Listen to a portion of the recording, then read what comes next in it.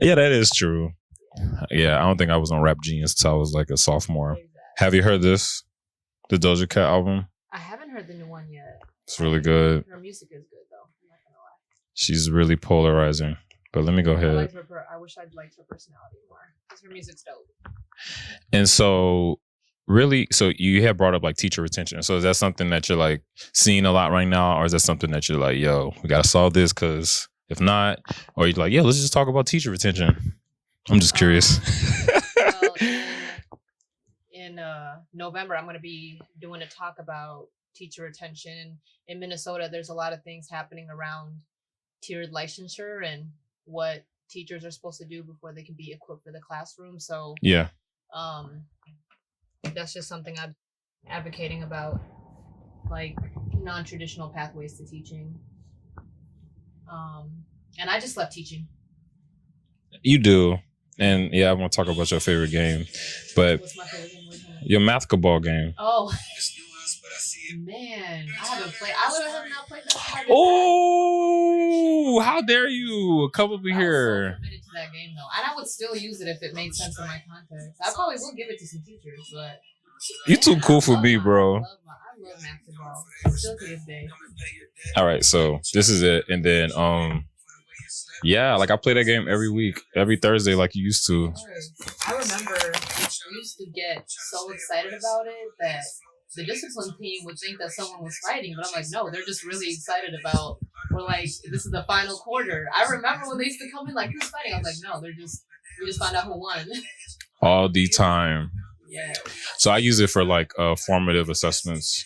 So like obviously to assess them, check for understanding. And the boys like it because they get to move and be basketball players. And then you know who has the boards, right? It's just, yeah, it's a dope game. Anyways, but yeah. And I think now as a teacher, like years later, I'm realizing why that game was so successful. And part of it was a way for students to actually move. Students that don't normally get to move or they get in trouble for moving, that's their space to shine and get rewarded. Seriously, like I got kids, so I added like a layup component to it. So like you can take like 0.5 points off if you do a layup. And so you got kids like doing like Euro steps and stuff like that. But how's your brother doing? I remember that was like one of the reasons why you left Detroit. How's he doing? How's he matriculating? How's little bro doing? I'm really proud of my brother. So he graduated high school during COVID, and I didn't know that was going to happen when I moved. I thought things were just going to be. Oh, so that's when you moved? Pathway. Well, I moved in 2018, mm-hmm. and I think my brother might have been a sophomore when I moved. And then in 2020, things just went crazy, and he had to finish his education online, and that was really hard for him as a young man who likes movement, like a lot of my males did. Just being plopped in front of the computer all day was not helping. Whack. Yeah. So, but he got through it. And I really asked him, what do you want to do now? Because our parents they're pressing you about college. They want you to go to college. Is that really what you want to do? And he was like, no, I really want to be an entrepreneur. So I said, go do that. Yeah. They still did pressure him to go to college, and he's on that path of figuring out if that's really what he wants to do. It didn't go as well like when he tried it. Yeah. He might still go back, but he's really leaning into the entrepreneurship, and hopefully his business will go live in November. He's doing a clothing line. Okay. Outside World. Hopefully it comes out in November. Definitely will come out this year. So I'm proud of him because he really went hard on that. You know, coming up. He was passionate. Designs, yeah. You know, finding merchandise, working with the provider in like China. Okay. I mean, he's really stuff I don't know how to do. So go ahead, shout your brother out, and then go ahead and introduce yourself to the Calvin podcast for me real quick. Shout out to my brother Yohannes, super talented, great entrepreneur. He's going to great places, great heights. Now I'm introducing myself. And you are so my name is Haben Gergish, and I'm a currently professional learning facilitator. No, you can go ahead. Amazing. I'm a lifelong learner, and I am a teacher, and I'm passionate about young people, and I'll always be for young people. Yeah, absolutely. And I remember when we first met, we were at Voyager Prep, on pretty much a Mexican town, just really trying to like do God's work and not really knowing what we was doing, right? And do you still feel like you know what you're doing, or are you still just trying to figure it out? I'll say this. I think in the last I'm just 2 joking. years, I feel like I figured it out more than when I first started.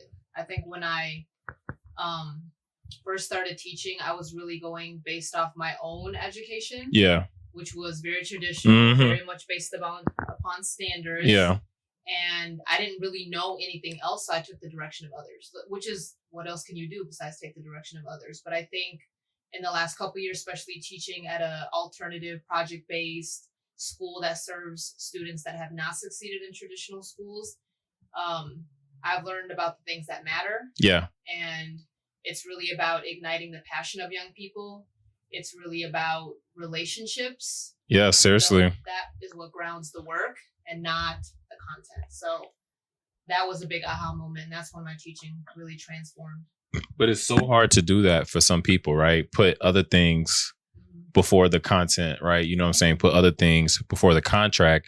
But at the same time, like, we've seen it work. And at the same time, you know, it's still like we're still trying to figure things out. But anyways, go ahead. Can you give like a teacher tip? And where are you currently right now? I think you said it already. Sorry. Yeah, but yeah. Yeah, currently I just started a job as a professional learning facilitator. So I'm essentially a coach for teachers and for administrators that want to implement what we call global competencies. So what are the skills, dispositions, habits of young people that are going to transform our world and are going to be the people that we're going to be able to count on to change the systems that are not working. So I just started that. And that is a job that I run away from, just being a coach, being an admin. I just want to stay in the classroom because I just don't feel like I have enough to tell someone how to do something. Like, I feel like I have to have like a 90 years of experience before, but obviously that's an exaggeration. But I don't feel like I'm a master teacher. And so that's kind of like what I want the conversation to kind of be about, of, you know, what is really like, why don't we put on the pedestal being a master teacher, right? They're out there, right? But we don't understand, like, teaching is something that you have to master in order to do it. Mastery isn't something like you're good at it every day. That's not what that means. Mastery, I feel like, means like you understand how everything works. You understand how your bad days go. You understand how your good days go. Something bad happens. I don't know if you've ever seen like LeBron James when he's like in an interview and they're asking like, what's wrong with that play? And he takes like 30 minutes and he explains like the entire play from like point to point from detail, because he's a master, right? You know what I'm saying? So you can like break down like why something went wrong with that class. Oh, that kid, you know, did this, or I should have did this type of check for understanding, you know? And so I'm going to read this J. Cole verse, and he used the word master, and I want to see if I'm making any sense, because sometimes I can go on tangents. But you listen to J. Cole, right? Of course. What do you love about J. Cole? Real briefly. He is really intentional about his lyrics and giving a message in his songs. Even if it's a song about turning up, he's gonna put a gem in there that's gonna make you think like, man, I need to live right. I need to get right. Oh yeah. That's what I love about him. I was like, absolutely. It's a party song, but you'll still be like, wait, I need to get my life together. Now you about to judge me. Do you listen to Lil Yachty? I listen to Lil Yachty too. Okay. Not as much. Okay, what do you like about Lil Yachty? His voice is different. When I first heard him, right. And still to this day, no one sounds like him. So I think seriously, that's his asset. He's unique. You're so cool, bro. Okay, so here's the lyrics from J. Cole. So you said the way you sound, the way you try to move, you try to stay abreast, all on the latest flows, all the latest tones from the generation next. I'm messing up the flow, but it's all good. Y'all chasing relevance is evident by the way you step. As for me, I cook so masterfully, ain't gotta pay a chef. I'm older now, but still cutting edge. I'm like a bayonet. And so I don't know if you know Born Sinner. You've said album before. I have. That's probably the album that I've listened to the least. Yeah, because it's very toxic. And the whole album is about how he kind of got out of depression. The way he got out of depression, he uses a book called The Artist's Way. Okay. You ever heard that book before? It's a really dope book. So it's a creative book by a artistic creator who gets creators out of like writing blocks or creative blocks. And she teaches you these skills. And so the very first activity in the book, called The Artist's Way, are morning writings. And so pretty much you wake up every morning and you just write 3 pages of free writing. And so J. Cole said, like, pretty much him doing the morning writings obviously helped with his lyricism, but it also got him out of depression. So if you listen to Born Center, it's very dark, and then it like comes to like a light at the end. And he still does that 15 years later, right? He still writes, you know what I'm saying? And that's the mastery, right? And so for like me, I never do the same lesson. If there's a curriculum, like I'm gonna change it up. I'm gonna be up at night, literally just trying to work on like my mastery. And then when I'm getting feedback, I'm not fearful of it. I'm literally being intrinsic about, okay, they're probably gonna talk about my differentiation because my differentiation hasn't been good on point. And so I got to make sure you see what I'm saying? Just like, add to that for me real quickly. What you're talking about, I think a master teacher is not someone that gets it right every time. I think it's someone that is really good at reflection. And that's sort of, you asked me about like a teacher tip. I didn't get a chance to. You can, go into that. I think constantly reflect on what you're doing, because you feel like you're at a point where you're just perfect and you always have it right. That's when growth is going to stop. And that's where you might see someone that's been teaching 10, 20 or 30 years and they're still doing the same old thing. And they're not willing to take in new information or new ways of teaching. They feel like the old way is the right way. For example, right? For example, when we talk about, let's just say project-based learning. Yeah. Right? Mm-hmm. And you go into schools and you're like, well, why don't we do more inquiry-based, or let students make more choices about how they learn? Mm-hmm. A lot of teachers will be like, well, that's just going to lead to chaos. Right. These students can't even, sit in their desks or sit in their assigned seat. They can't pay attention during the lesson. So therefore, they're incapable of directing their own learning, instead of really thinking about, well, why might that student not want to sit for an entire hour? Seriously. Or why might that student not be interested in what you're saying? Yeah. I love it. I think that's an example of that. And so I'll give you another example. So I was teaching, and I've approached middle school as like, it's my first year teaching. Everyone's first year teaching is what?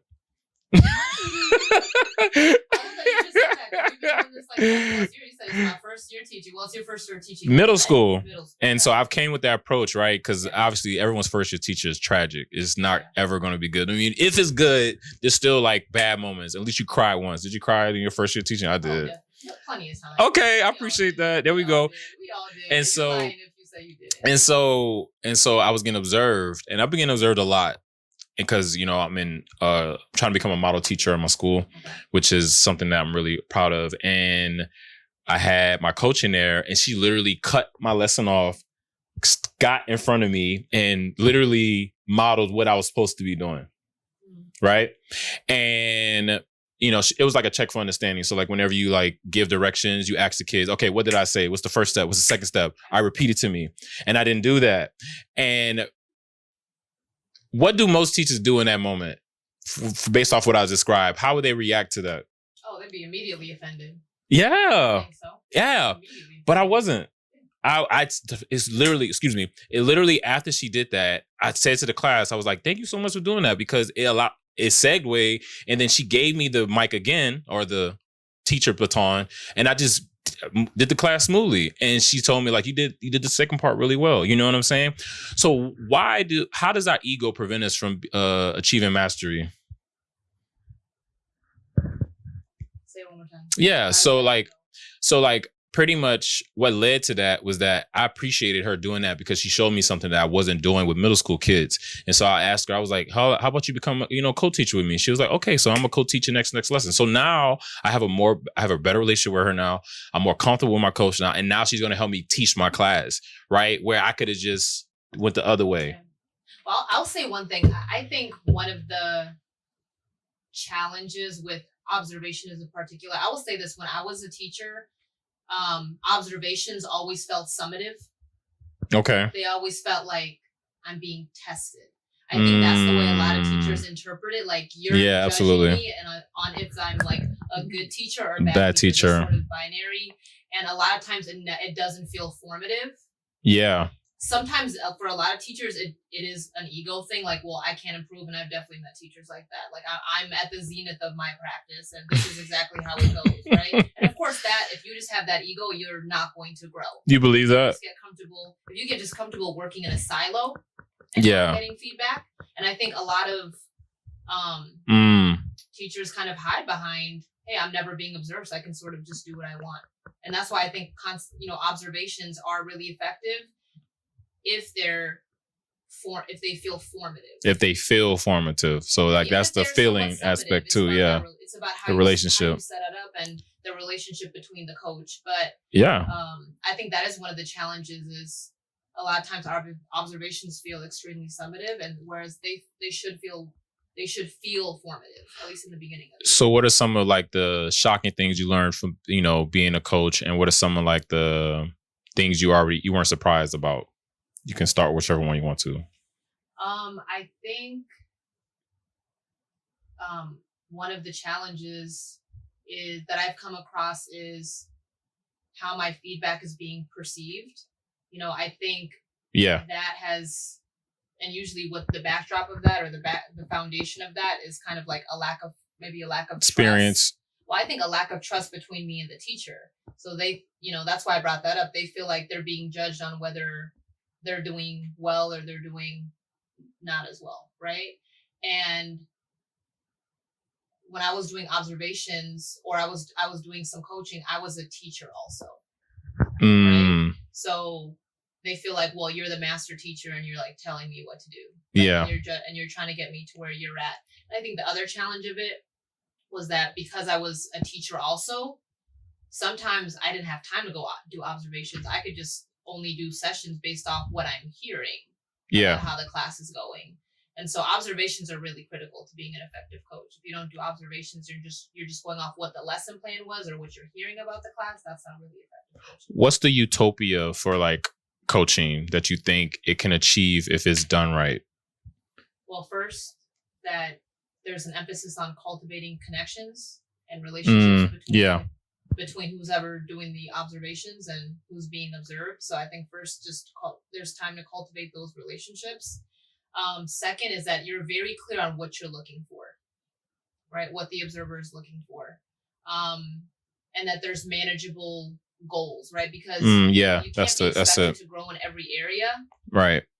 Give like 2 or 3 things that could be improved about and focus on those things like throughout the term. Mm-hmm. Whereas sometimes we're giving teachers way too much to do. Well, you got to do the check for understanding, and you got to work on your do now, and you got to work on how students are exiting and entering. It's too much. Yeah, I love that. Yeah, that's great insight. Too much about what growth can look like. And so like for me, like I love observations. Like I love it. I love feedback. Like when someone's in my class, I automatically want to talk to them like after, you know what I'm saying? But it's not like that for everyone, right? And so student feedback enough in terms of improving as a teacher. So I know, for example, that's during hard. COVID, and I learned about through my co-facilitator who was placed in Baltimore, our exit tickets had some checks for understanding, of course. But every day we asked the students, how did the class go? What could be improved? Yeah. And that really helped us because we were like, how do you teach online? Yeah. How do you teach this stuff online? Like we need support from our young people about what could be better and so that we could do better for them. And I think that should be more of an emphasis, maybe school-wide initiatives, but at least an individual teacher that really wants to improve. Build that relationship where students feel comfortable enough to tell you, hey, you could tweak this a little bit, or this did not work for me. And then on another level, it's really good for the students too, because they're learning about how to give feedback and how to take ownership of their own education. Yeah. I remember years ago, yes, absolutely. I found out a student couldn't see. And it was like the end of the year. And I'm like, bro, I put you in the last row, and I was always wondering why you didn't understand stuff. Like, how do I help you understand stuff? No. I found out he can't see. Not to the end of the year though. Oh man. Like, why didn't you just tell me that it would be better to sit up front? And that's advocacy. Obviously, I was like, I didn't teach you, or I didn't create a space where you wanted to advocate for yourself and say, hey, like it would be easier if I could just sit a little closer. Because there's no such thing as a perfect teacher, and when you give a feedback, no matter how great test scores, there's going to be one person there that's going to give you a 1. That joint gonna hurt your heart. Right. Like, you know. Right. But it made me wonder, like, what else did students have to say that I just couldn't take in because I didn't give them that space to get feedback? Yeah, we don't listen to the kids, and that's definitely something that I'm trying to focus on. So talk about like your worst, like, just, I guess, teacher experience that you just always like remember to make sure that you are like on top of doing what you're doing, or maybe when you're giving like feedback. The worst teacher experience. Yep. Or maybe like your worst experience with a teacher that, you know, you like, okay, yeah, I gotta become a teacher because this is whack.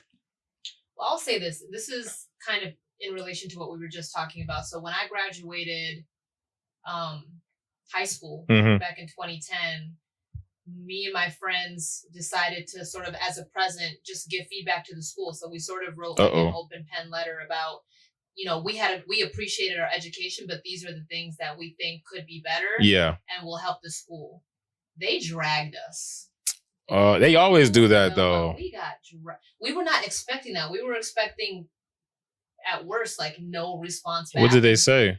Oh, you know, that we were essentially bougie, that, you know, this school was one of the best schools, and if we didn't think that this was a great school, we go somewhere else. We could have gone somewhere else. I had a conversation with my teacher like a few years later. He basically compared me like to like French society and compared me to like the bourgeoisie. You know, because you're already in this great school and you're being like very high nose or, you know, right now. And that did not make me feel good. It didn't make me feel like my voice mattered. And I think it was a long time before I felt brave enough to speak up about things again, because and I had peers too on Facebook doing the same thing, just dragging us like that we were ungrateful for our education because we were giving critiques about, you know, for example, one of the arguments that we were making is that the school was not doing enough to help students that were failing. Instead, they were pushing them out to alternative schools. And they weren't helping like people like my siblings. And you know what's so funny is years later, they came up with a program that helped students that were predicted to struggle. So they like knew which 8th graders were likely to struggle in 9th grade, and they had an extra support class for those young people. Yeah. So I'm like, so you dragged me when I was in 12th grade. That's usually how it goes. And then basically created a program in response to what we had said. You just was the first one to get the fire. That's all. So I think that was probably one of the most. That's good though. I'm sorry that's not good, but so now as a teacher, how do you approach student advocacy, I guess, now? Because there's a lot of problems going on, and there's some students that are just idols, and students that are passive, some students are active. Student advocacy is like the center of my work. Yeah. I'm all about helping our students become the young people that can make what I call good trouble. And I'm